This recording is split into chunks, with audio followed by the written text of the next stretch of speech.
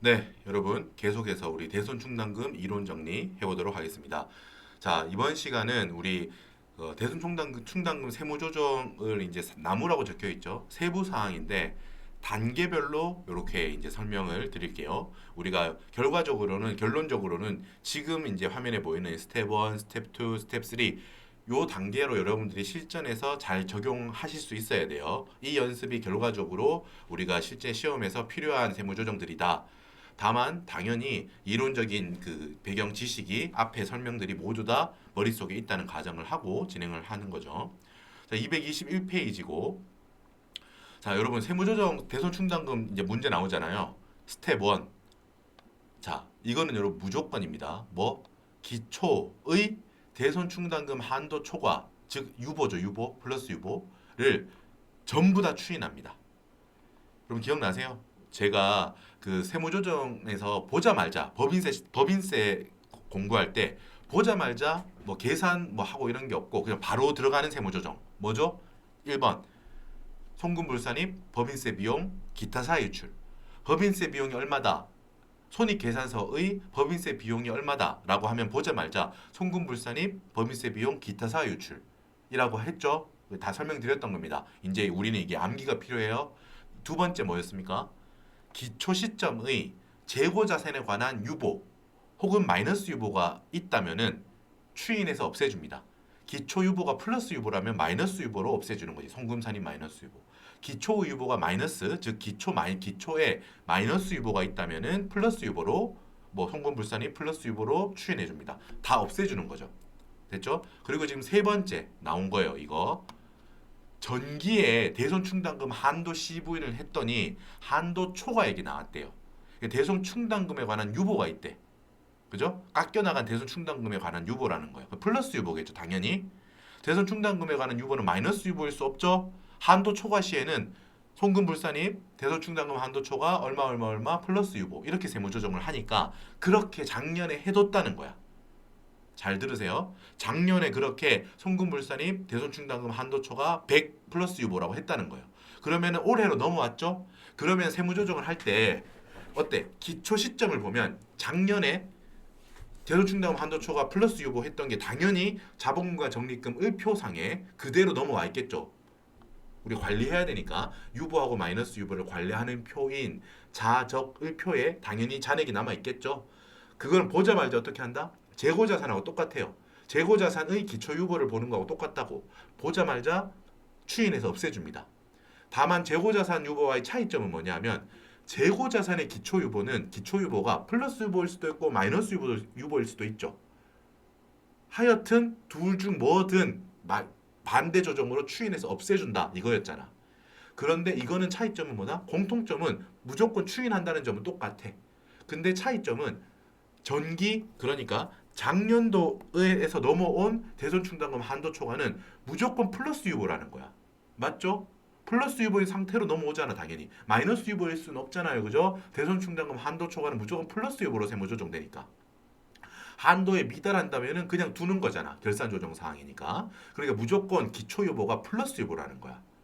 그건 보자마자 어떻게 한다고요? 입금 불산입. 여러분 혹은 송금 산입이라고 해도 돼요. 똑같다고 제가 늘 강조하잖아요. 차감 조정이라는 것만 중요하지 입금 불산입이라고 적든 송금 산입이라고 적든 둘 다 정답이라고요. 됐죠? 플러스 유보였으니까 뭘로 추인된다? 마이너스 유보로 추인됩니다. 이렇게 적으시면 돼요. 뭐 입금 불산입이라고 보통 많이 부릅니다. 입금 불산입 작년도 대손충당금 한도 초과 뭐 100원 얼마다 나오겠지 숫자가 나와. 마이너스 유보로 추인합니다. 무조건 이거는 적는 거예요. 아시겠어요? 여러분 보시면은 우리 지금 221페이지로 돌아올게요. 문제 3번은 여러분 법인세 그 회사가 법인세 신고를 했었는데 조사를 지금 나가 있는 거잖아. 적출 사항에서 대해서 하고 있죠. 그래서 야 얘들이 적어도 요거는 신고했구나라고 했던 거 기억나세요? 물론 기억이 안 나시겠죠. 그래서 함께 가서 보겠습니다. 자, 앞쪽에 보면은 대충 이쯤인가요? 아니네. 더 가야 되네. 짠. 더. 대충 나올 것 같아요. 자, 그죠? 여러분 앞쪽에 한 152페이지쯤인데 쭉 볼게요. 자, 신고 내역 볼게요. 기존에 얘가 요걸 신고했다는 거야. 154페이지죠. 154페이지 신고사항. 얘들이 법인이 워낙 부족한 법인이라서 조사했더니 적출사항이 어마어마하게 지금 나왔는데 이 신고할 때 얘들은 정상적으로 했다라는 거야. 볼게요. 이렇게 했다는 거야. 뭐 이 신고 내용이 무조건 맞다는 보장은 없죠. 하지만 이 항목들에 신고를 했다 이 말입니다. 자, 법인세 비용, 송금불산이 법인세 비용 기타 사유 유출 1억. 이거는 얘들도 이건 알았던 거야. 이 담당자도 세무조정 할지 몰라도 요거는 알았던 거예요. 1교시만 들었던 거지. 자, 오른쪽에 봐요, 여러분. 기억납니까? 새롭죠. 저거를 했었네라는 생각이 드시죠? 뭐다? 입금불산입 지울게요. 공부했던 흔적만 보시고 뭐다? 입금불산입 뭐 송금산입하고 똑같다고 했죠. 차감조정이다. 입금불산입 뭐 전기 21기예요. 전기라고 적어도 상관없습니다. 과목명은 중요하지 않아요. 전기 대손충당금 한도 초과 1200만 원 플러스 유보 아니고 마이너스 유보. 왜? 차감조정 항목 칸에 있으니까. 의미는 마이너스 유보다. 요 말 다 드렸습니다, 여러분. 차감조정 칸에 적혀 있으니까 유보라고 적혀 있어도 의미는 마이너스 유보를 의미합니다. 다만 교수님께서 원래 우리 법정 산식으로 하자면 그냥 이렇게 유보라고 적는 건데 FM이 이게 정석인데 교수님께서 마이너스 이렇게 음의 표시를 붙여서 이렇게 다 적어도 정답으로 당연히 보십니다 라고 했어요. 입금불산입 전기대송충당금 한도 초과를 추인하는 거죠. 마이너스 유보로 그죠? 기억나십니까 여러분? 이렇게 해서 이걸 갖다 적었지? 봅시다. 157페이지 뭐다? 신고 내역에다가 당초 신고 내역에다가 차감조정 송금산입 및 입금불산입에다가 뭘 갖다 적었죠? 전기대송금 한도 초과 1200만 원 마이너스 유보라고 적었지. 이렇게 적는 거야. 적고 왔잖아 이미. 이거는 이미 신고 내역 적기에서 하고 왔어요. 확인하는 거야. 이거는 회사가 이 내용은 적당하게 했구나. 그리고 여러분 미리 말합니다. 주의할 점. 이러면 안 된다고. 전기대송금 한도초가 1200만 원 마이너스 유보인데 회사가 정상적으로 했네. 이건 그대로 두면 되겠다. 밑에부터 쭉 적어야지. 틀립니다. 왜? 우리가 지금 이 칸 있죠, 이 칸. 경정 칸은 뭘 적는 칸이다? 정답을 적는 칸이잖아. 그래서 여기에다가 똑같은 걸 한번 이렇게 과목명은 여기 똑같은 거 있으면 적으면 돼요. 그대로니까 이건 놔두면 돼. 1200만 원 마이너스 유보라고 적어야 돼. 여러분 혹시나 신고할 때 계산이 틀렸을 수도 있죠. 1200만 원이 아니라 실수로 얘들 1000만 원만 적었다. 그래도 우린 여기 무조건 그냥 정답을 적는다고. 원래 있던 게 틀렸는지 맞았는지 이런 거 우린 상관없어.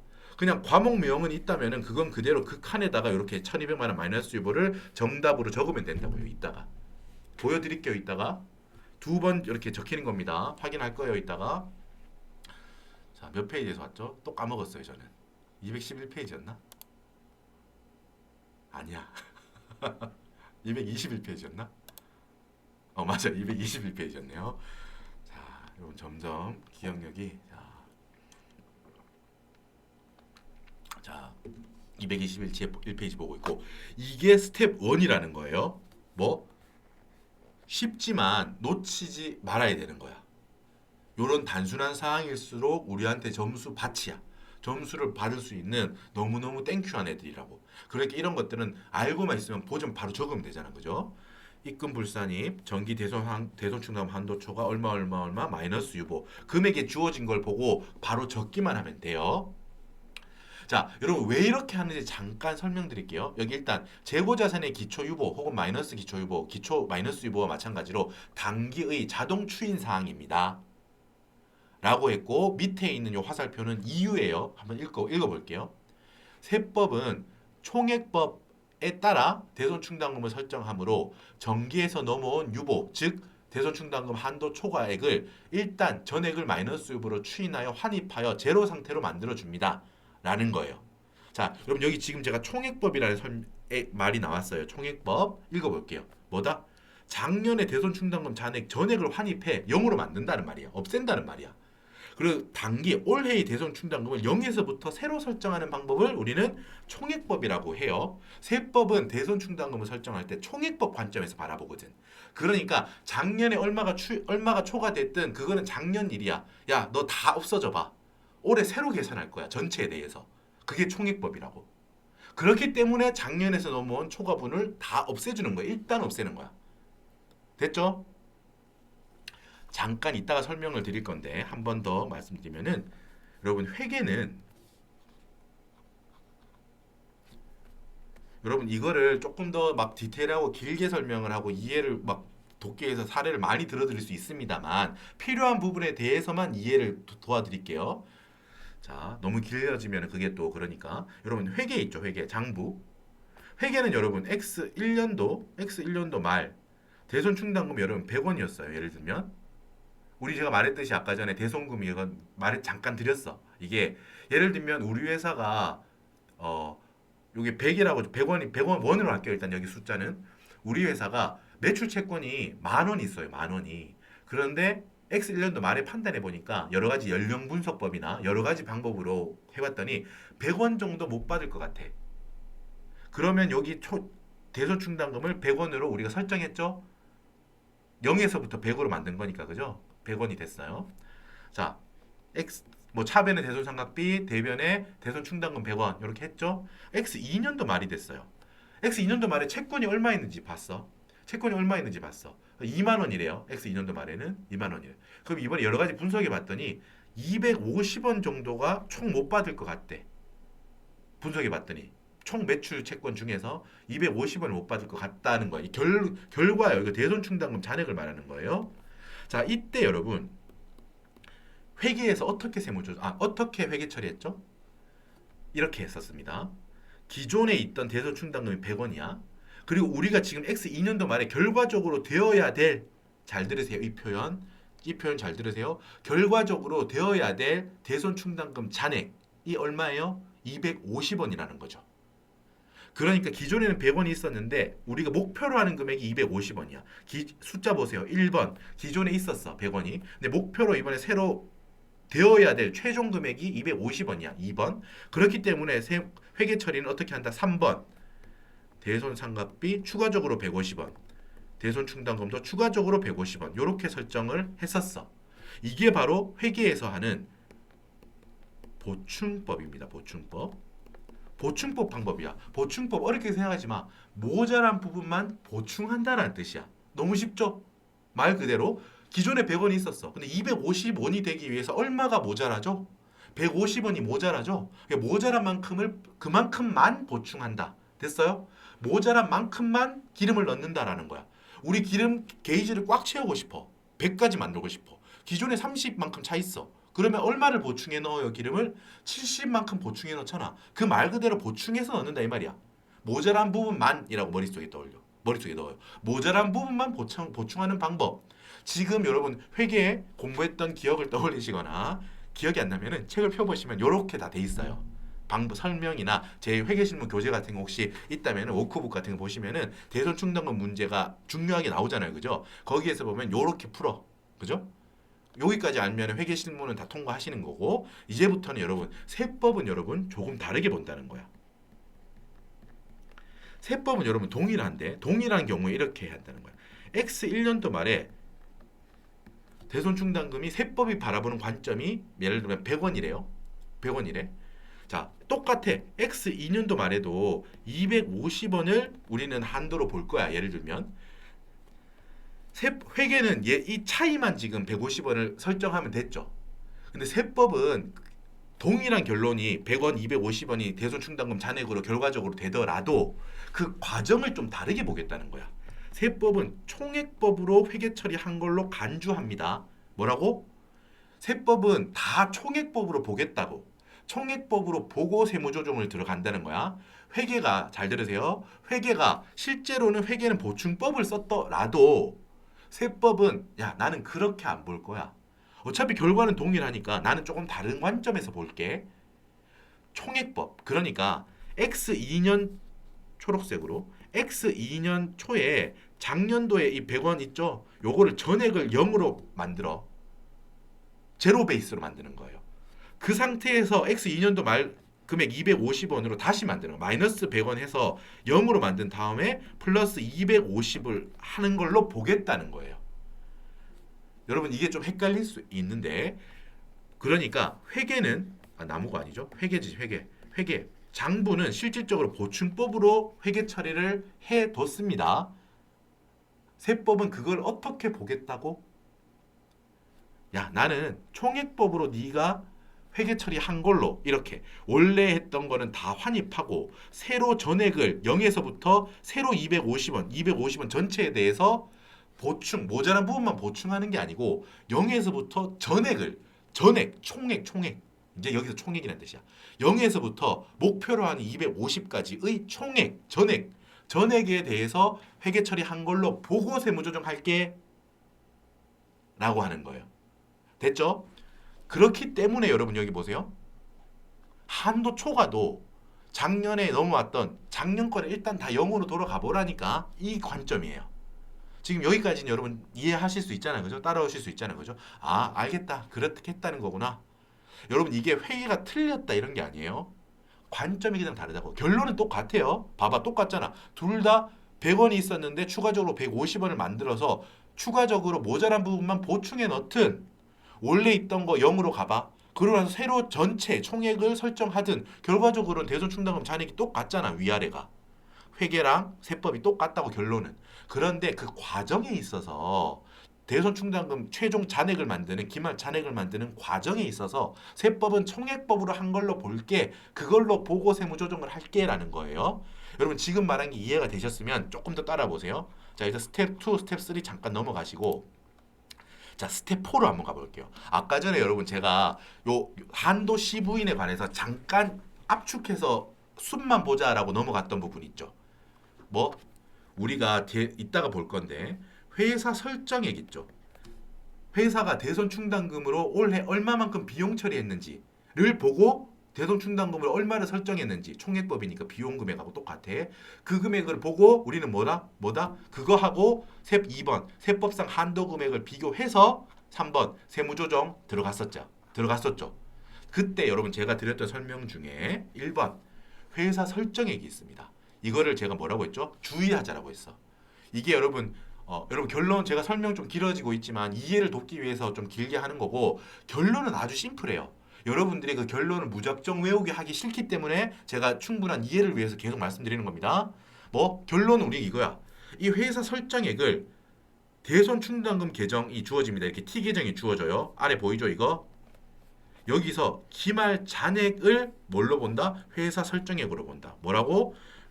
장부상 회사 설정액을 세법은 대손충당금 계정의 기말 잔액, 즉 여기 보이죠 여러분?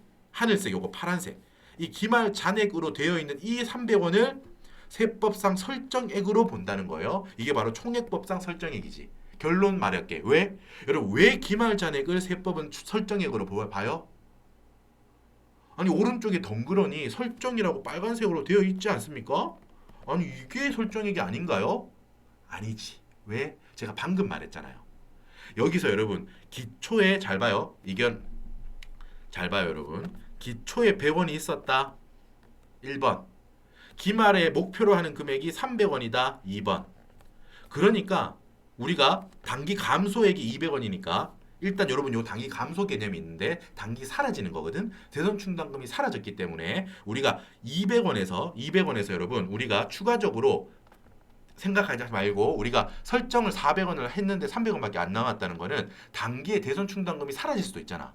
매출 채권이 이제 사유가 발생해서 죽을 때가 된 거야. 그래서 대손충당금 사라져라 라고 하면서 퉁쳐면서 없애진 거지. 그죠? 기초에 100원이 있었어요. 근데 단기에 200원이 사라졌어. 그러면 여러분 우리가 기존 잔여 금액을 마이너스 100원이 되겠지? 다시 한번 기초에 100원이 있었는데 단기 감소액이 없다면은 100원 그대로인데 단기에 200원이 사라졌잖아. 그럼 마이너스 100원인 상태인 거야 잔액이. 즉 우리 회계에서 말하는 설정 전 잔액이야. 이해되세요? 설정 전 잔액.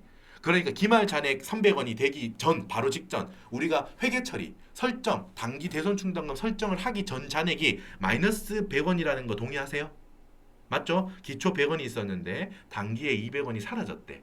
매출채권하고 퉁쳐가지고 없앴대요. 그럼 1번 단기 설정 전 잔액은 마이너스 100원이다. 그리고 2번 기말 우리가 목표로 하는 금액은 300원이다.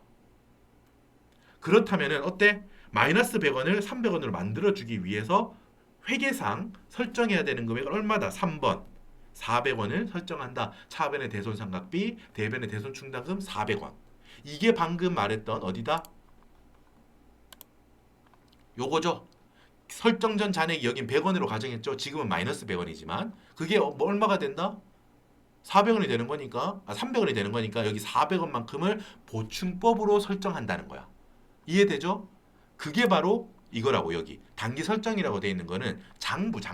그 여기 봐봐요. 장부상 즉 보충법상 제가 방금 예를 들었잖아. 설정 전 잔액이 얼마니까 1번 이거다. 마이너스 100원이야. 목표로 하는 2번 목표로 하는 기말 잔액은 300원입니다. 마이너스 100원을 300원으로 만들어줘야 되니까 모자란 부분만큼만 400원을 설정하면 되겠네요. 보충법이잖아 이게. 맞죠 여러분? 보충법으로 400원을 설정했다는 거야. 하지만 여러분 뭐라고? 세법은 이렇게 안 본다고 했잖아. 그지? 이게 틀렸다는 게 아니에요. 결론적으로는 기말잔액이 300원이 되는 결과가 똑같아. 근데 세법은 여러분 회사가 보충법으로 처리한 걸로 보지 않고 뭐 어떻게 한다고? 0 상태에서 기초잔액을 모두 다 환입해서 0으로 잠깐만 이거 빨간색으로 안 할게요. 파란색으로 해야겠다. 파란색으로 기초잔액 100원이 있잖아요. 요거를 0으로 만든 다음에 전액을 환입해 준다고 했죠?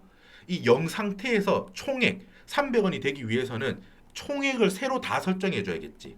총액법. 으로 설정한 걸로 보겠다라고 이 말이야.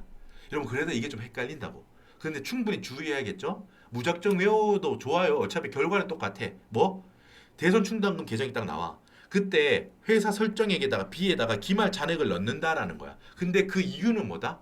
세법은 회사가 회계상 장부에는 실질적으로 보충법으로 처리를 했더라도 그 상태로 세무조정을 들어가지 않고 회사가 총액법 기초에 있던 대손충당금을 0으로 환원시킨 다음에 전액을 새로 설정했다고 300원을 전체를 새로 설정했다고 보고 세무조정을 하겠다라는 거예요 지금.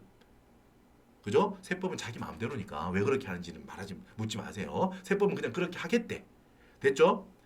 그러니까 어떻게 한다? 0에서부터 새로 기말잔액을 총액에 대해 설정하니까 설정액이 세법으로는 세법상 설정액은 300원 기말잔액이 되는 거예요. 0에서부터 기말잔액 금액만큼 총액에 대해서 새로 설정했다는 거야. 그렇게 보겠다고.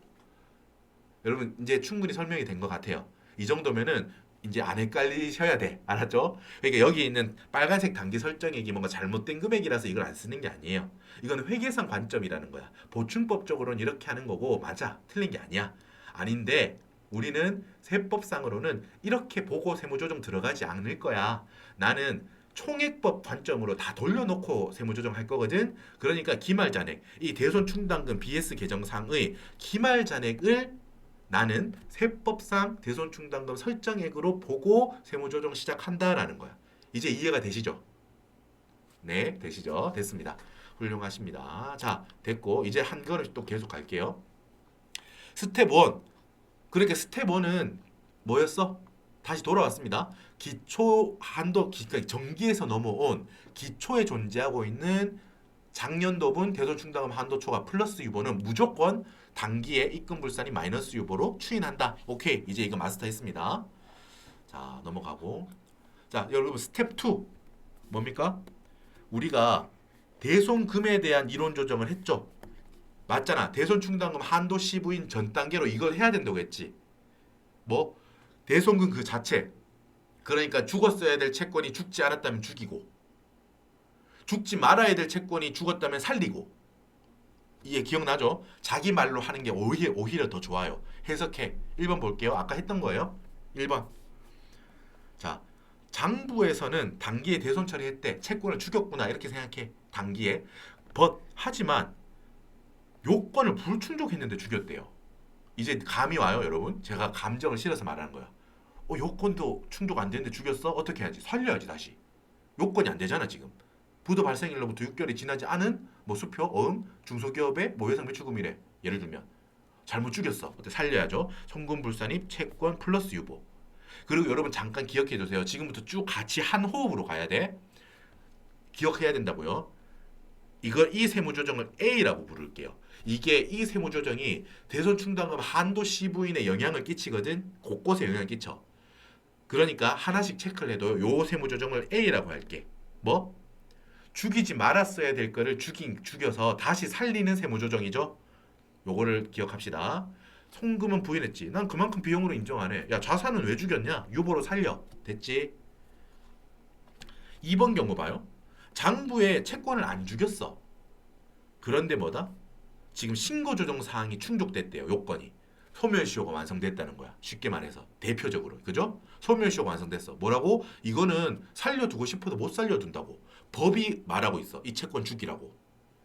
송금 산입, 채권 마이너스 유보. 너 왜 비용 처리 안 했냐? 이거는 무조건 비용 처리 무조건 해야 돼. 송금 산입이죠. 야, 이 자산을 왜 안 죽였냐? 죽여야지. 마이너스 유보죠. 요거를 여러분 B라고 명명할게요. 이 세무조정 자체를 말하는 겁니다. B라고. 이따가 한도 시 부인할 때 지금의 세무조정들이 영향을 끼치거든. 이어줘야 돼. 제가 이어드릴게요. 앞에서 했던 이 세무조정이 지금 여기에 영향을 끼치겠죠? 이런 식으로 할 거예요.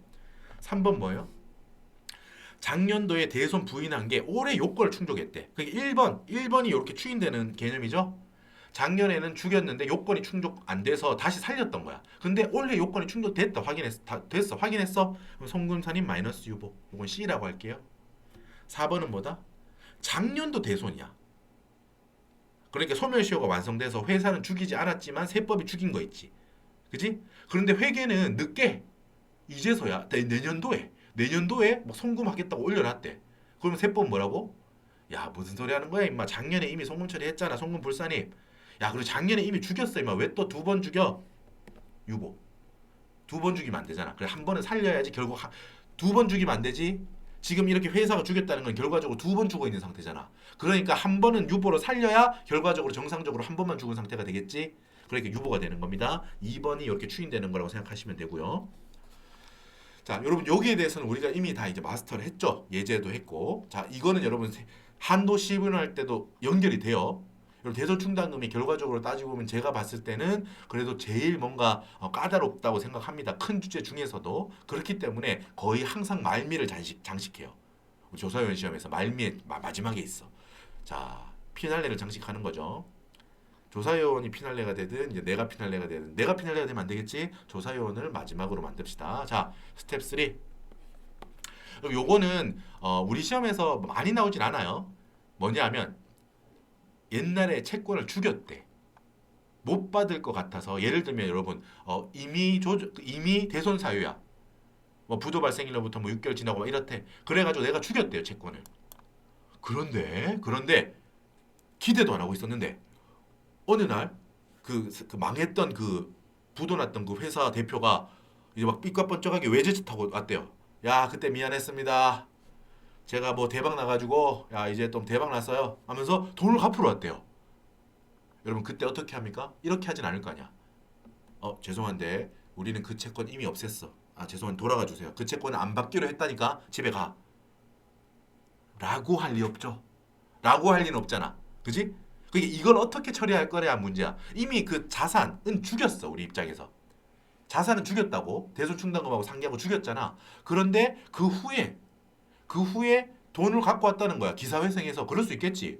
뭐 아까 예를 들면 실종돼가지고, 실종도 여러분 채무자가 실종되면 어때?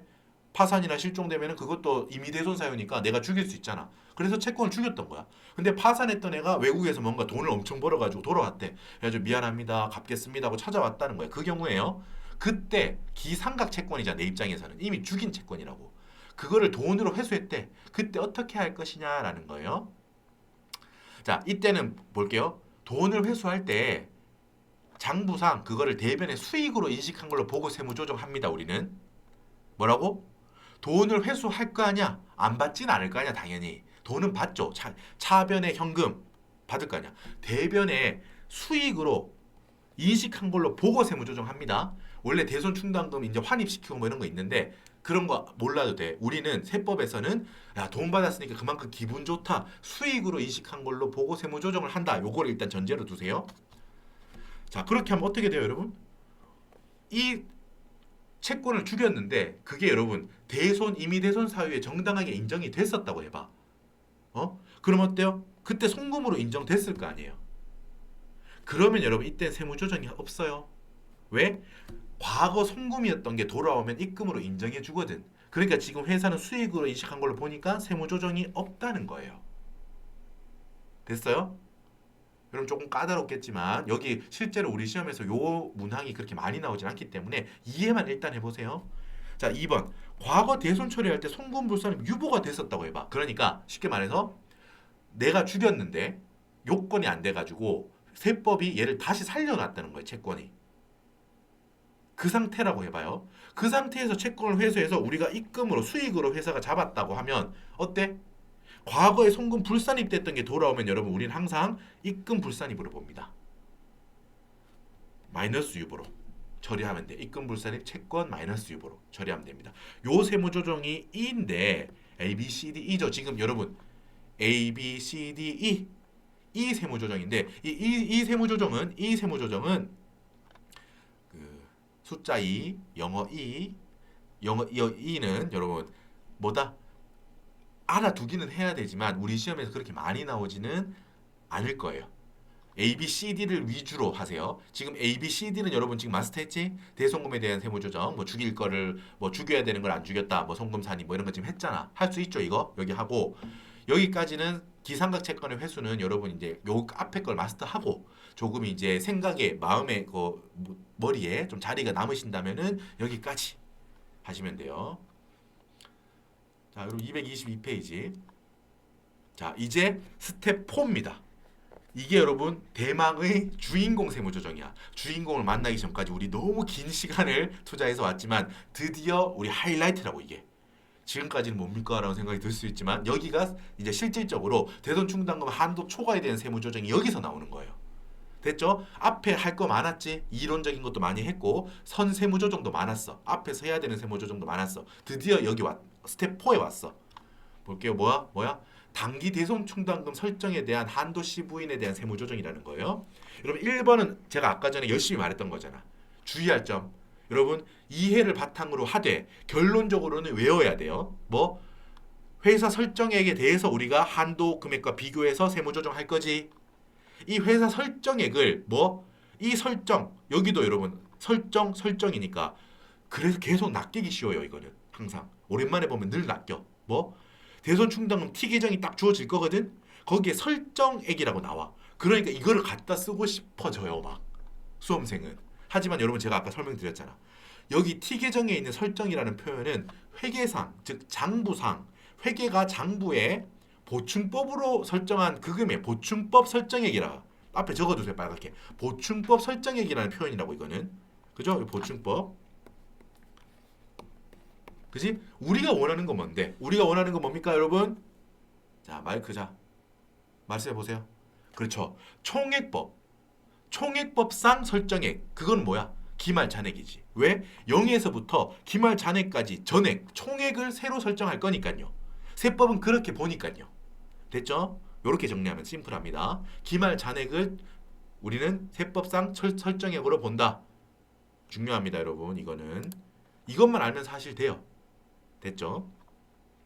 T 계정이 주어질 거거든, 우리 문제. 그때 기말 잔액을 우리는 회사 설정액으로 본다.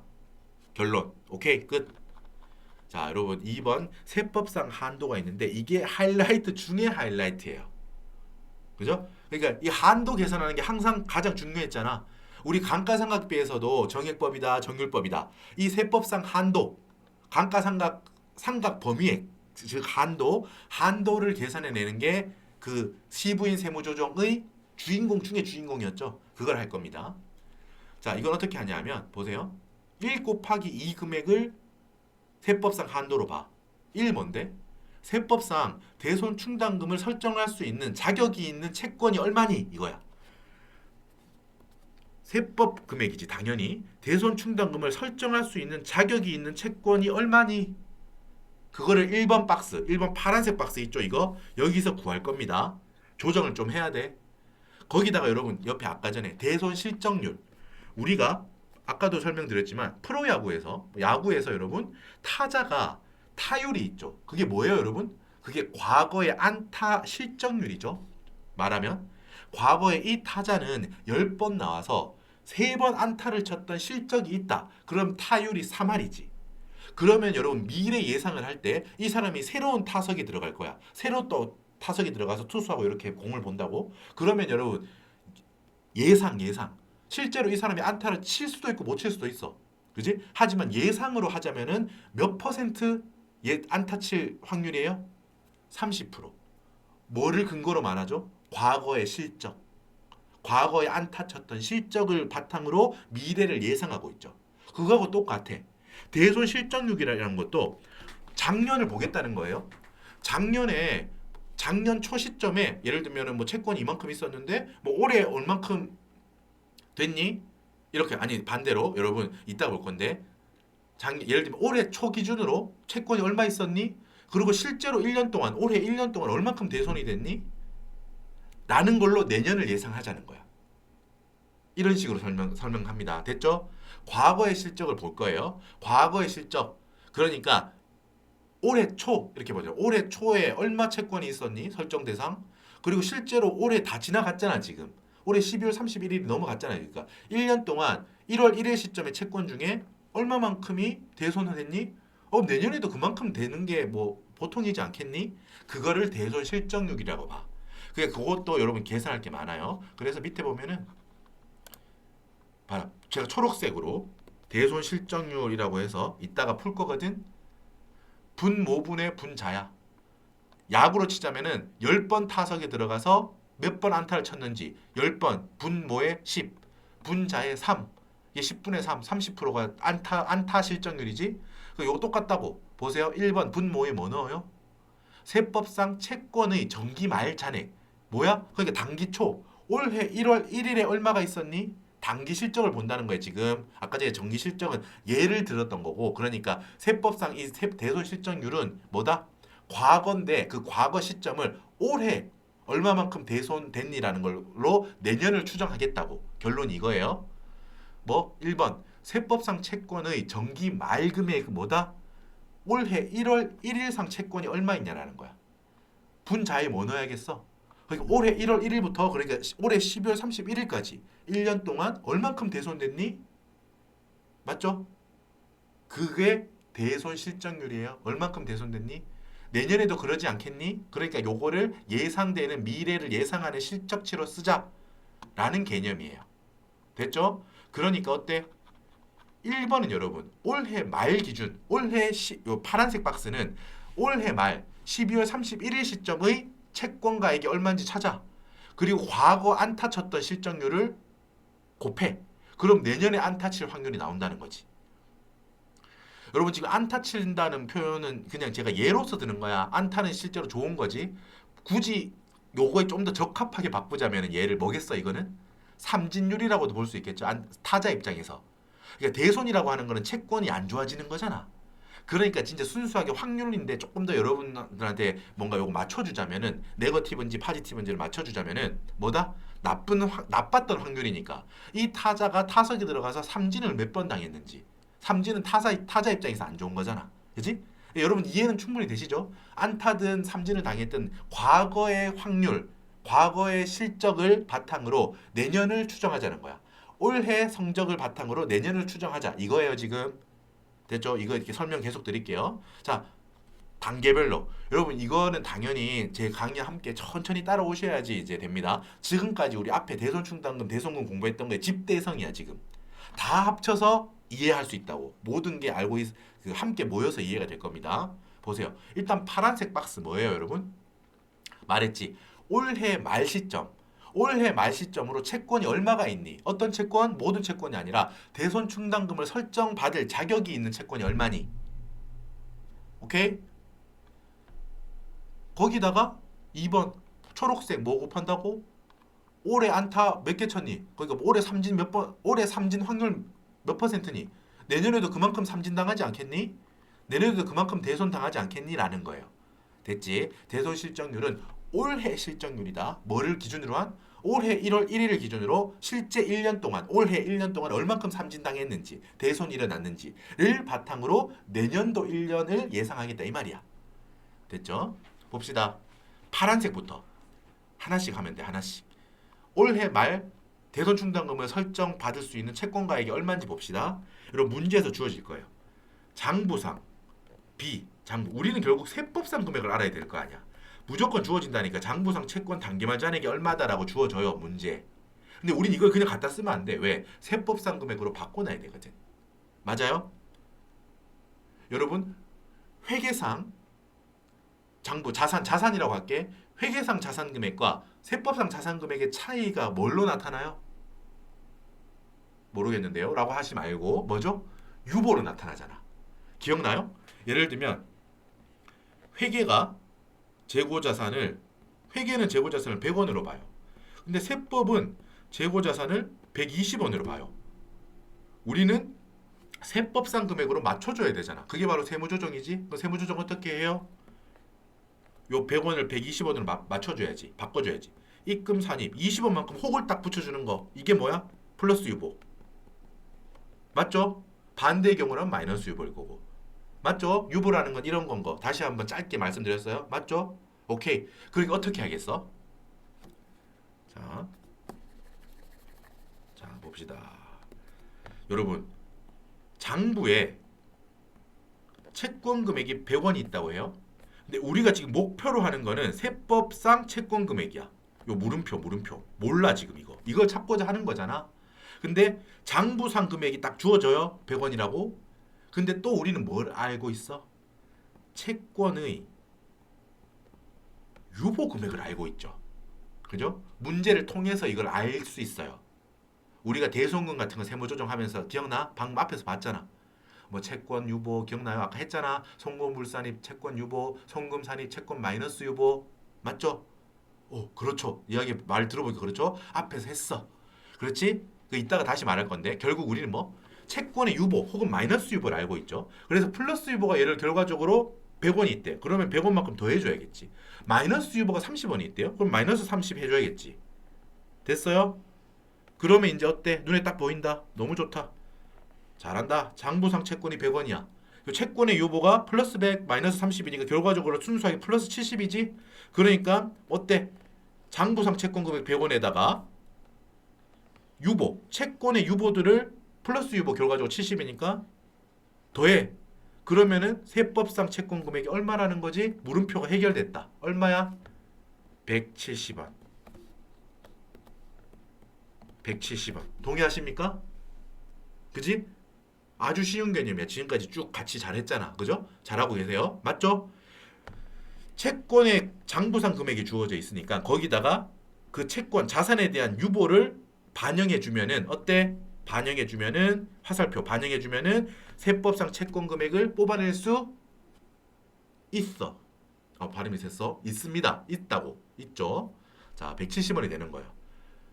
자, 요 과정을 하는 거야. 그러니까 보세요. 우리가 방금 전에 뭐라 했어? 장부상 채권 단기말 잔액이 문제 주어진다고. 거기다가 뭐를 더해줘요? 더해줘. 뭐? 채권의 단기말 올해 말 시점에 유보 잔액이 얼마인지 확인해서 더해주면 돼. 물론 여러분 마이너스 유보라면 빼주면 돼요. 플러스 유보를 기준으로 말하는 거예요. 여기 더하기니까 이 유보 잔액이 금액이 음의 숫자라면 음의 숫자를 더하는 거는 뺀다는 거하고 똑같잖아. 그 의미를 받아들이세요. 기말 유보를 반영해 준다. 플러스 유보는 더해주고 마이너스 유보는 그 금액을 빼주는 거예요. 맞죠? 그러면 세법상 금액으로 바뀌잖아요.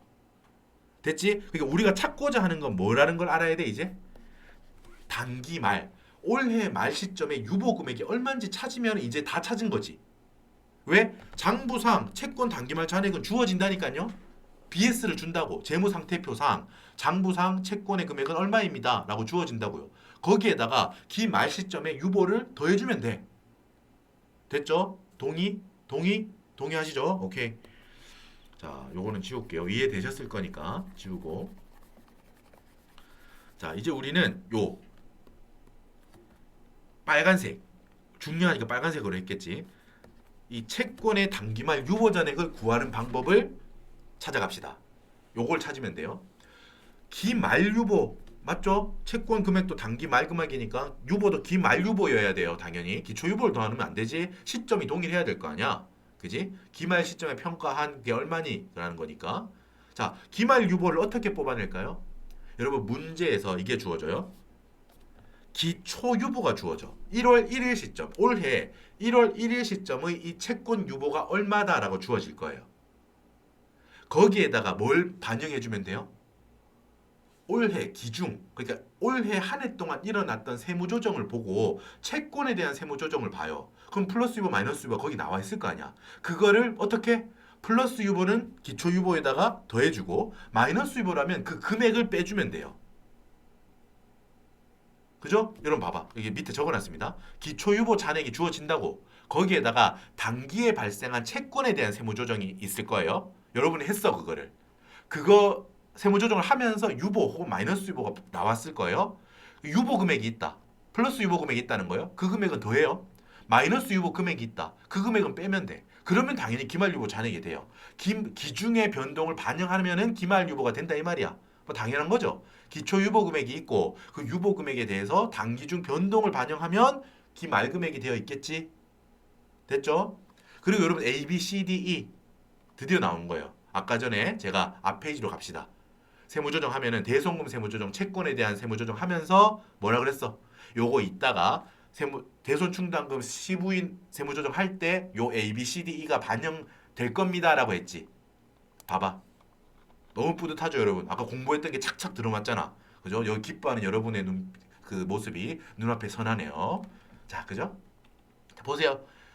스텝 2였던 거야. 대손금, 그러니까 채권에 대한 세무조정이죠. 이거 채권 자체를 죽이는 게 정당하냐 아니냐 였잖아. 그러니까 채권에 대한 유보가 여기서 나왔던 거 기억나요? 1번 봐봐. 다시 한번 또 복습한다 우리. 장부는 죽였어 채권을. 근데 요건 올해 보니까 요건이 불충족됐대. 부도 발생 6개월이 지나야 되는데 안 지난 시점에서 얘가 죽였대. 어때? 송금불산입. 야 채권 다시 살려. 채권 플러스 유보. 기억나세요? 비용 인정 안 해. 그만큼. 이것도 이따가 또 영향 끼칩니다. 뭐? 방금 제가 뭐라고 말했죠? 야, 너 왜 이거 죽이면서 비용 처리했냐? 왜 죽이면서 대손금 비용 처리했냐? 대손상각비로 잡았냐? 나 이거 인정 안 해. 이만큼 송금 불산입이야. 그러고 또 뭐? 채권 살려 이거 잘못 죽였잖아. 플러스 유보. 지금 이 플러스 유보라는 측면을 지금 보고 있어요. 채권을 다시 살린다는 거잖아. 채권 가액을 세법은 더 크게 보고 있다는 거지. 여러분 그러니까 플러스 유보는 어때? 더해줘야지. 봐봐. 플러스 유보 더해주잖아. 하나 더 볼까요? 장부는 죽이지 않았어 채권을. 그런데 소멸시효가 완성됐대. 즉 신고조정사항 요건이 충족됐대요 지금 올해. 그럼 어떻게? 세법이 뭐라고? 야 이놈아 이거 무조건 죽여야 되는 건데 왜 안 죽였냐 이 채권. 송금 산입 비용은 나는 비용으로 넣을 거야. 송금에 산입하고 채권을 죽일 거야. 마이너스 유보. 채권을 죽인다고 했지. 세법 입장에서는 세법이 채권이 더 작아야 되거든. 맞죠? 그만큼 죽어 나가야 되잖아. 어때? 그만큼을 222페이지 B 금액만큼은 채권이 사라져야지. 그러니까 마이너스 빼주는 거라고. 됐죠? 마이너스 유보 금액은 빼고 플러스 유보는 더하면 돼. 플러스 유보 금액은 가산하고 마이너스 유보 금액은 차감한다고. 됐지? 다시 한번 정리하세요. 플러스 유보 금액, 절대값 그 금액은 더하고 마이너스 유보 금액 그 절대값은 뺍니다. 됐지? 그렇게 하면 기말 유보 금액이 되고 당연히 장부 재무상태표에 있는 채권 금액에다가 그 기말 유보 금액을 반영하면 뭐가 돼? 세법상 채권 가액이 돼요. 뭐라고? 세법상 채권 가액이 된다고. 그러니까 여러분 여기까지 하면 뭐가 된다는 거야? 지금 보라색 보여? 이게 바로 T 세법상 뭐? 단기말 채권 금액이 되죠? 여기까지 하면 거의 다 했어. 그리고 여기다가 여러분 바로 대손실정률을 곱하면 안 되고 뭘 또 하나 반영해 줘야 돼요? 아까 세법에서 조세 정책상 뭐 여러 가지 조세 우리 세법 체계상 얘들에 대해서는 대손충당금 설정 안 해줄 거야 라고 했던 거 따로 우리 공부했잖아. 앞에서 바로 했죠? 설정제외 채권 다시 한번 갖고 왔습니다. 밑에 뭐? 특수관계인에 대한 업무 무관 과지급금은 세법상 채권이기는 해. 하지만 뭐? 야 대손충당금은 설정 안 해줄 거야 이거. 제재할 거야. 이게 되지? 아까 말 기억나시죠? 2번 채무 보증으로 인한 구상 채권이 있더라도 야 여기에 대해서 대손충당금 설정이나 뭐 아까 전에 요거는 대손금 자체로도 인정받지 못한다고 했지? 왜? 연쇄적으로 막 망해 나가는 연쇄적으로 회사들이 막 연쇄 부도가 나는 거를 최대한 좀 제도적으로 좀 막아보자라는 취지예요 이거. 됐죠? 대손충당금 설정 제외야 얘들. 3번 매각거래에 해당하는 할인어음 맞죠? 할인어음인데 뭐 차입거래로 요거에 분석이 된다면은 설정할 수 있어 대손충당금. 하지만 매각거래로 분류되는 어음 할인이라면 할인어음이라면은 어때? 은행에 실제로 판 거라고 내 게 아니야. 대손충당금 설정 못하는 게 맞겠죠? 됐어요. 4번 부당행 계산 부인에 적용받는 판매자 측 입장에서의 채권인데 전액이 아니라 시과 초과분에 대한 채권. 아까 전에 제가 예를 들어서 잘 설명드렸습니다. 아까 전에 예를 들면 70원짜리를 100원에 팔았잖아 아까. 그러니까 30원만큼 시가 초과분에 대한 채권은 안 된다고 대손충당금. 반대로 말하면 부당행 계산을 적용을 받더라도 판매자 측에서 시가까지 70원까지는 인정, 대손충당금 설정 가능. 됐죠? 그만큼은 설정 제외야. 빼줘야 된다고. 그지? 결과적으로는 마지막에 여러분 여기 설정 제외 채권까지 빼줘야 우리가 뭐 설정 자격이 있는 세법상 채권가액이 되지. 다시 한번 정리. 뭐 장부상 단기 말 잔액에다가 기말 유보 금액을 더하면 마이너스 유보라면 당연히 빼는 거고요. 금액을 이렇게 더하면은 여기 보라색 세법상 단기말 채권 총액이 돼요. 거기서 뭘 빼? 설정을 제외 대손충당금 설정할 자격이 없는 애들을 빼는 거지. 그렇게 하고 나면 뭐가 나와? 우리가 그렇게 찾던 뭐 파란색 박스 세법상 대손충당금을 설정받을 수 있는 자격이 있는 채권가액을 우리가 드디어 찾은 거지. 됐죠? 여러분 지금 이론 정말 제가 길게 하고 있는데 여러분 예제 당연히 하셔야 돼요. 당연히 이것만 들으면은 뭐 제가 그래도 여러분께 최대한 취지하고 설명을 드리니까 그래 맞는 것 같아 이러실 수 있는데 우리는 결과적으로 뭐다? 예제까지 숫자화된 것까지 다 풀 수 있으셔야 돼요. 그리고 이 이론 설명 듣는 거는 여러분 뭐에 도움이 된다? 뭐 당연히 업무 하실 때도 도움이 되고 일단 눈앞에 있는 뭐 객관식 시험에도 엄청 많이 도움이 되실 거예요. 다 나오거든. 대손충당금에 대한 법령 문제, 문구 하나하나가 제가 지금 말하는 것들이 다 문구예요. 지금 설정 제외 채권 이거 하나하나가 객관식이라고 생각해봐. 5번에다가 다른 게 있다고 생각해봐. 그럼 5번이 정답이겠지? 다른 게 나오고 그리고 4번이라고 생각해봐. 부당행 계산의 부인을 받는 경우인데 그 경우에 시가 초과액을 포함한 전액에 대해서 설정을 못한다 라고 하면 O예요 X예요? X지. 여러분 공부 이런 식으로 하시면 좀 같이 할 수 있어요. 공부할 때 효율적으로 할 수 있다고. 맞죠? 여러분 4번 무슨 말이에요? 아까 전에 시가가 70원이고 고가 판매 금액은 100원이야.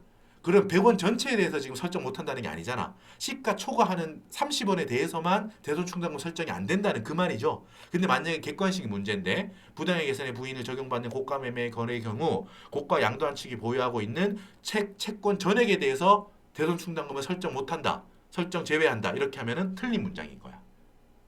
그죠? 아시겠죠, 여러분? 그 이론 강의는 그렇게 나중에 숫자화 돼서 보면은 이론이 탄탄해지고 그러면은 이론 그러니까 주관식 문제든 객관식 문제든 다 도움이 될 겁니다. 뭐 업무 보시는데도 당연히 도움이 될 거고. 자, 여러분 됐어요, 이제. 잠깐 다른 소리 했고 열심히 하시는 소리고. 자, 잘 하고 계십니다. 파란색 박스 끝났어요. 세법상 단기 말 시점의 대손충당금을 설정할 수 있는 자격이 있는 채권가액을 우리는 찾았어. 자, 이어서 이제 대손 실적률 초록색 어렵게 생각할 필요 없어.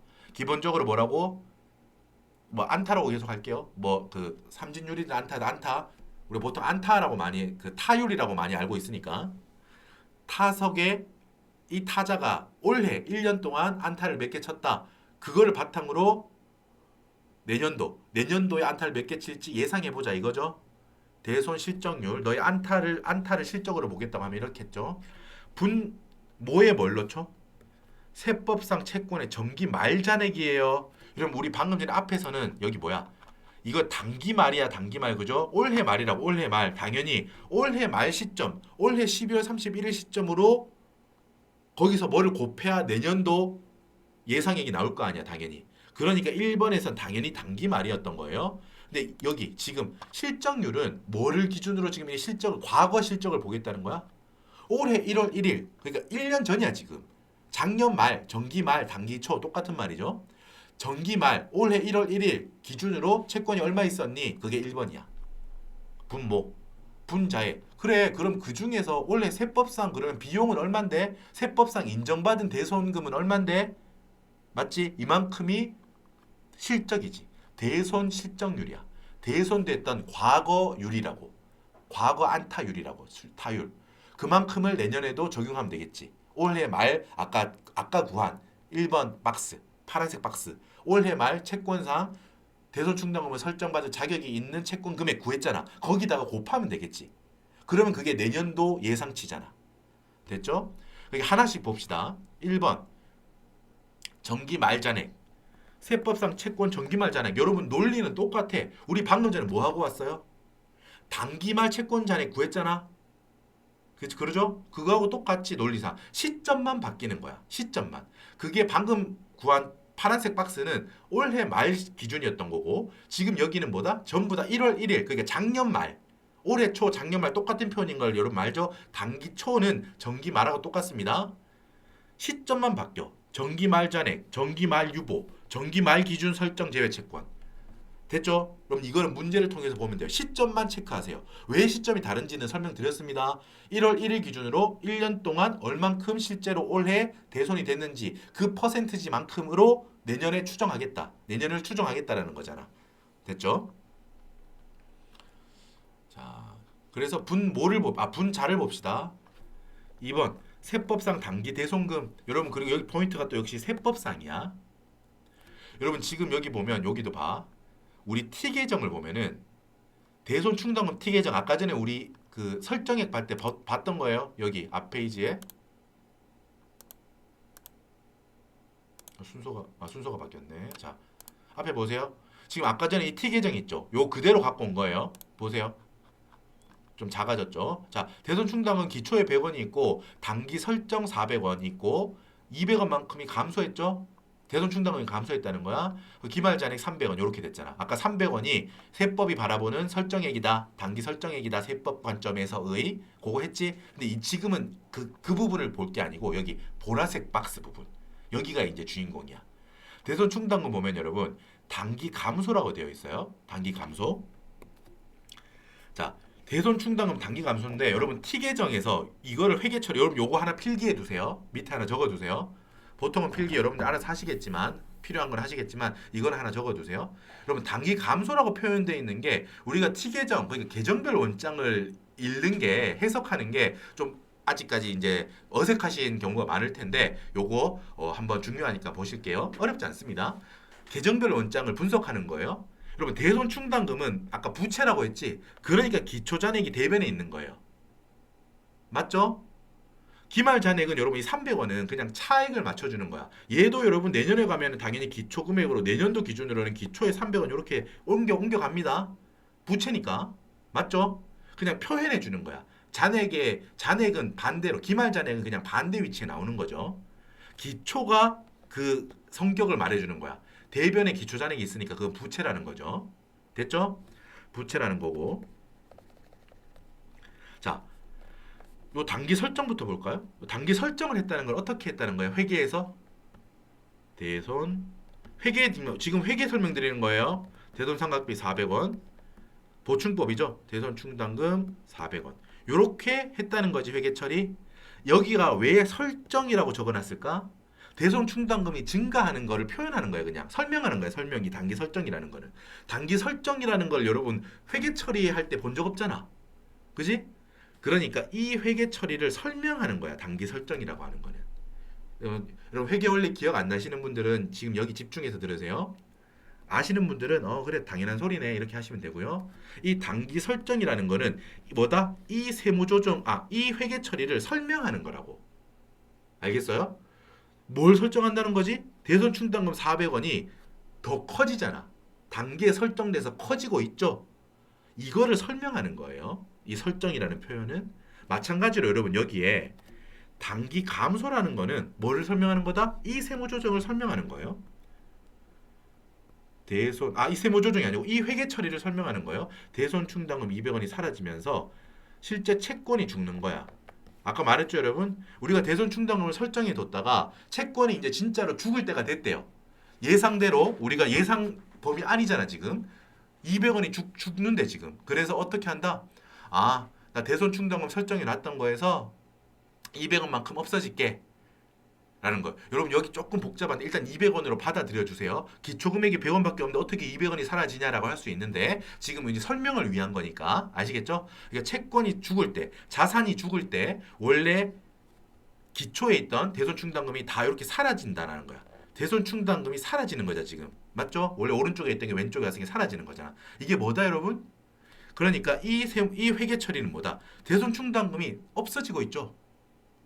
그러니까 대손 충당금 여기 감소, 단기 상계라고도 표현을 하고 단기 감소라고도 표현합니다. 그러니까 왜 감소되냐고. 채권이 사라지면서 대손 충당금이 같이 상계되면서 사라진다는 말이야. 감소된다는 말이에요. 그 표현을 하는 거라고. 여기 있는 단기 설정, 단기 감소 이런 것들은. 알겠죠? 그리고 여러분 회계 세법은 잘 보세요. 지금 조금 더 집중하셔야 돼. 대손 충당금 왼쪽에 이렇게 200원 적었죠? 하지만 세법은 여러분 아까 뭐라 그랬어? 기초 대손 충당금을 모두 0으로 환원시켜서 없는 걸로 만들어 본다고 했죠. 그래서 단기에 여러분 대손 충당금 회계는 단기 감소액이지만 이거를 뭘로 본다? 세법은 이거를 비용으로 본다고. 그러니까 대손 상각비로 보고 접근하면 된다고. 총액법으로 보니까 세법은. 알겠어요?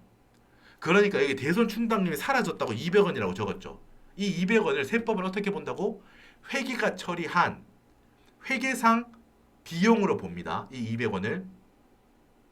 결론이 이거야. 그러니까 우리가 방금 그 회계 처리 줬던 거는 제가 계정별 원장 해석하는 걸 보여드릴 거야. 단기 감소라는 표현은 회계상 대손 충당금이 사라지는 거를 표현한 겁니다. 요 회계 처리를 요렇게 단기 감소 200원이라고 적은 거예요. 라고 했는데 세법은 이거를 보고 어떻게 한다고? 대손 충당금 200원이 사라진 거를 비용으로 본다고요. 뭐를 비용?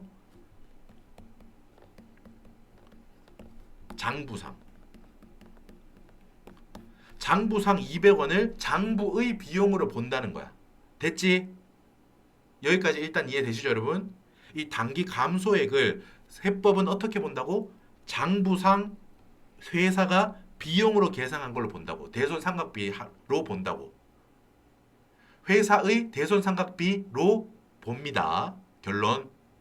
됐죠? 여기까지 했으면 됐어요. 여기까지 했으면 이제 다음 논의로 이어질 준비가 됐어요 이제. 자, 그러니까 여러분 이 200원 있죠? 대손 충당금 단기 감소 칸에 있는 이 200원은 뭐예요? 장부상 대손 충당금 단기 감소액은 아까 전에 방금 말했던 겁니다. 이거 적으세요. 적어 놓으세요. 세법이 바라보는 장부상 대손 상각비 이렇게 세법이 바라본다는 거야. 장부 너 이만큼 대손 상각비로 처리한 걸로 나는 볼 거야. 됐죠? 자, 다른 거예요. 여러분 이 금액 200원 이 금액 자체가 뭐다? 세법상 대손 상각비가 아니에요. 용어가 다르지.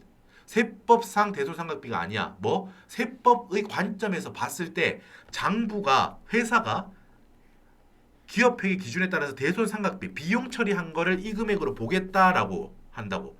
여기에다가 뭐를 조정해줘야 세법상 쉽게 말해서 대손 상각비가 될까요? 그렇지. 우리가 아까 전에 여러분 방금 기억나요? ABCD가 여기 또 나오는 거예요. ABCD가 여기 또 또 여기 영향을 끼친다고.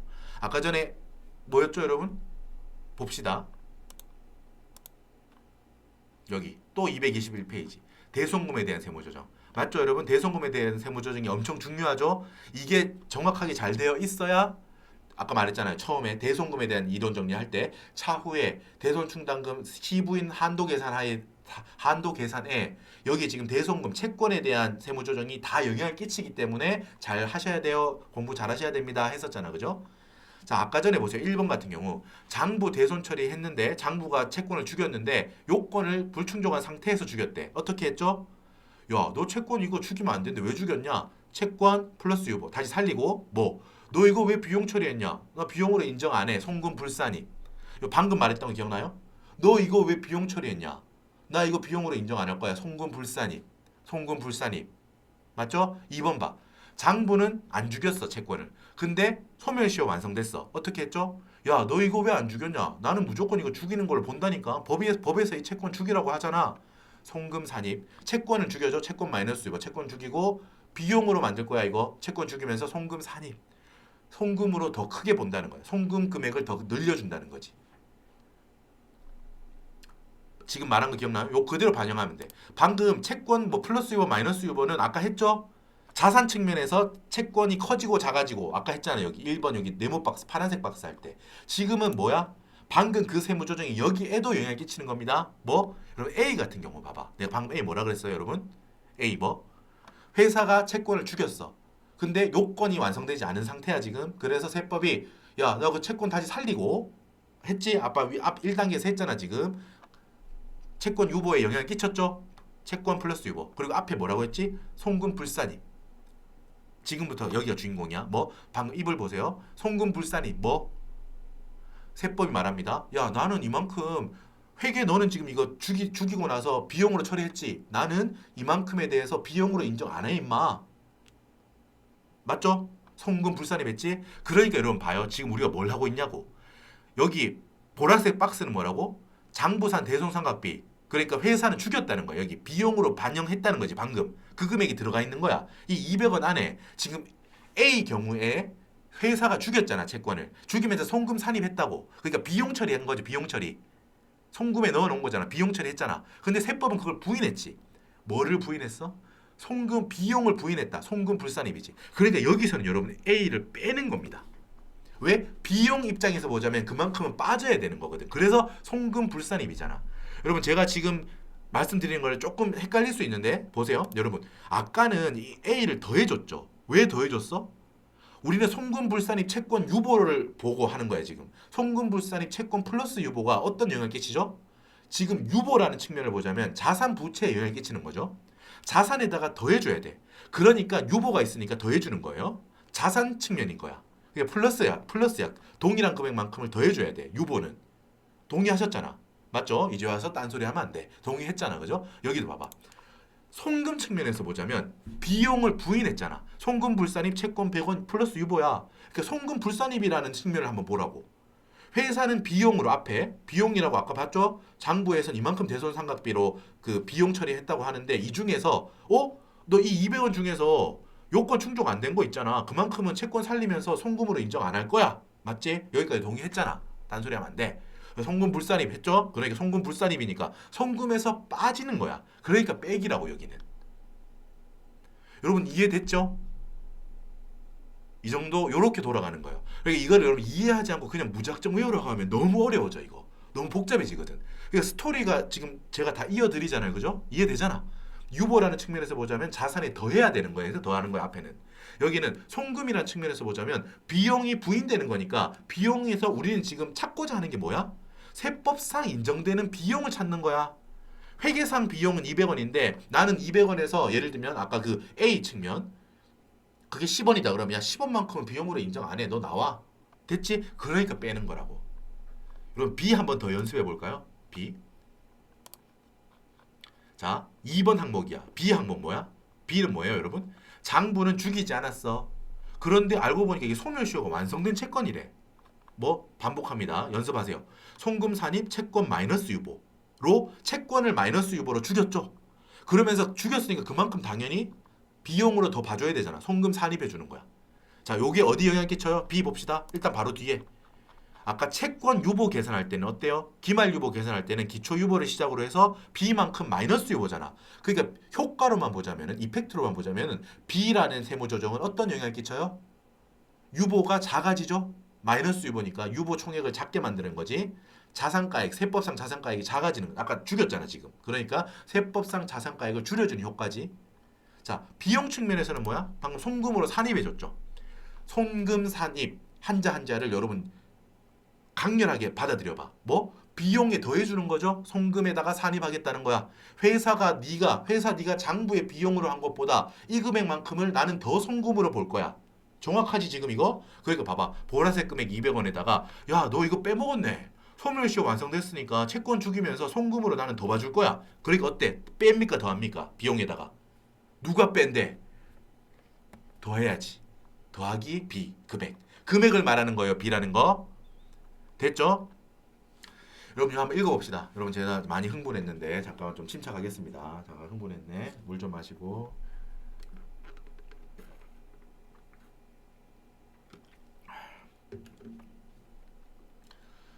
자, 여러분 제가 사실은 잠깐만 딴소리 하면 제가 사실 그거를 조금 약간 생각했어요. 제가 강의하다 보면 이게 저는 좀 이제 이해를 돕기 위해서 이렇게 막 텐션을 높게 하잖아요. 이해되세요? 막 이렇게 하잖아요. 그죠? 근데 그거는 일단 톤 자체는 뭐 저게 좀 이해되기 위해서 현장감을 높이기 위해서 막 그렇게 하는 거고 그건 제 강의 스타일인데 이게 제가 좀 고민인 게 제가 좀 약간 말이 좀 빠르지 않나. 그러니까 이게 그게 좀 고민이에요. 이게 이것보다 조금 더 천천히 하면 예를 들면 여러분들이 더 잘 이해를 하시는 게 아닌가라는 생각이 들어서 이게 조금 이게 혼자 하다 보니까 이런 이 약간 뭐랄까 이 구속 조절, 완급 조절 이게 약간 좀 힘든 것 같아요. 이게 피드백 여기에 대한 피드백이 잘 없는 것 같아서 여러분 혹시라도 이게 전 지금 이게 녹화하고 있는 거잖아요. 만드는 건데 혹시라도 야, 네 말은 진짜 너무 빨라서 못 알아듣겠다. 네가 너무 빨라서 호흡을 못 따라가겠다. 이러시는 정도는 저는 아닐 거라고 일단 판단하긴 하는데 그럴 수도 있을 거라는 생각이 들긴 해서요. 혹시라도 그런 사람 분이 계시면은 뭐 내부 메일이든 어떤 식으로든 저한테 그 소식을 주시면은 제가 좀 전체적으로 반영을 한번 해볼게요. 이게 또 한두 분이 그런다고 전체적인 걸 바꿀 수는 없지만 저도 이거를 모니터링은 하거든요. 근데 이건 또 제가 했던 말이라 가지고 이게 잘 그게 좀 안 와닿을 수도 있으니까 정확하게 객관적으로 분석이 안 될 수도 있기 때문에 혹시라도 뭐 부탁 아닌 부탁을 드리자면은 뭐 괜찮으시면 괜찮고요. 듣기 괜찮으시면 괜찮고 혹시 요 부분 듣다가 이 부분 혹시 들으시는 분 중에 야, 네가 말을 조금만 더 천천히 하는 게 나을 것 같다. 뭐 이런 분이 계시면은 말씀해 주시면은 참고할게요. 전체적으로 모니터링하고 여러 가지를 고려해야 되니까 물론 뭐 그 알겠습니다. 알겠죠, 여러분? 부탁드리겠습니다. 말을 하다 보면 조금 빨라지는 감이 없지 않는 것 같아요. 그래서 자, 여러분 계속 할게요. 자, 여러분 A, B 말했던 거 충분히 이해가 되시죠? 송금불산입 채권 플러스 유보다. 그러면 유보에는 아까 전에 단기말 세법상 채권 금액을 구할 때는 당연히 자산 측면이니까 더하기 A 금액이고 지금 여기는 비용 측면이니까 비용 부인. 송금 불산입 됐다면 빼주고 송금 산입된 거는 더해주고 이렇게 정리합니다. 밑에 아까 대송금 즉 채권 자체에 대한 세무 조정을 할 때 장부상 비용을 세법상 기준으로 부인했던 즉 송금 불산입했던 A하고 D죠. 는 송금에서 제외되니까 빼주는 겁니다. 제외되니까 빼주는 거 맞죠? 비용에서 제외하니까 송금 불산입되니까 차감. 그리고 반대로 장부보다 비용을 더해준 즉 송금 산입해준 B하고 C는 비용이 더 커지는 거니까 플러스. 됐죠? 자, 계속 가겠습니다. 여러분 잘 따라오고 계십니다. 지금 이게 지금 다 찾았어. 그 1번 금액 기초상 그게 전기말 단기초 채권 잔액을 분모해 두고 분자에다가는 뭐 세법상 올해 1년 동안 인정받은 세법상 대손금 그러니까 대손상각비 금액 비용으로 보시면 돼. 송금을 넣으면 1분의 2 하게 되면 대손 실적률이 나와요. 됐죠? 대손 실적률을 우린 드디어 찾은 거야. 대손 실적률. 훌륭하십니다. 하지만 여러분 한 가지 더. 여러분 여기 한 걸음만 더 하면 돼. 이게 기본적으로 요걸 대손 실적률이라고 해요. 그런데 여러분 계산해 봤더니 이게 예를 들면 0.7%밖에 안 된다고 해봐. 여러분 대손 실적률은 높을수록 좋아요, 낮을수록 좋아요. 회사한테 높을수록 좋죠. 왜? 그만큼 넉넉하게 대손 충당금을 설정할 수 있잖아요. 맞죠? 그래서 아까 전에 채권 금액도 동일인에 대한 채권이 있고 이 사람도 회사에 대해서 채권이 있고 그러니까 내가 동일한 사람에 대해 채권 채무가 같이 있다면은 어떻게 한다고? 기본적으로는 상대하지 않는 걸 원칙으로 했잖아. 채권 금액을 크게 보는 게 여기 대손을 대손 충당금을 크게 설정할 수 있으니까 더 많이 설정할 수 있으니까 송금 불산입될 확률이 적어지니까 회계 입장에서 회사 입장에서 좋다라고 했죠. 그런데 여러분 이게 대손 실적률은 기본적으로 큰 게 좋은 건데 만약에 0.7% 예를 드는 겁니다. 1%가 안 된다고 하면 세법은 어떻게 한다고? 야, 너 1%도 안 되냐? 1%로는 내가 무조건 최소 1%는 보장해 줄게. 여러분 이 의미입니다. 어디 적으세요. 말로 적어 두시면 외우기 좋아요. 뭐? 대손 실적률 어떤 경우든 최소 1%는 보장해 줄게라는 의미예요, 이거. 그냥 무작정 산식으로 의미하지만 모든 산식은 의미가 있어요.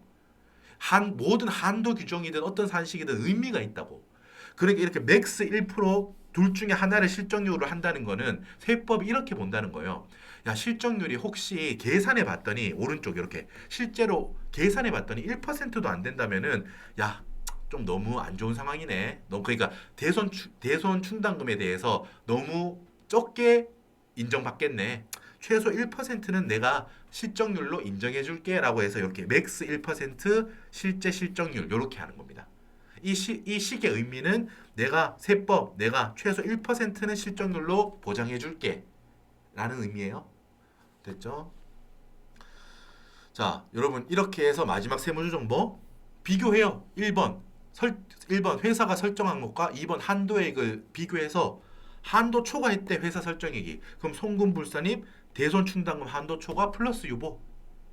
대손충당금 여기 적어주세요.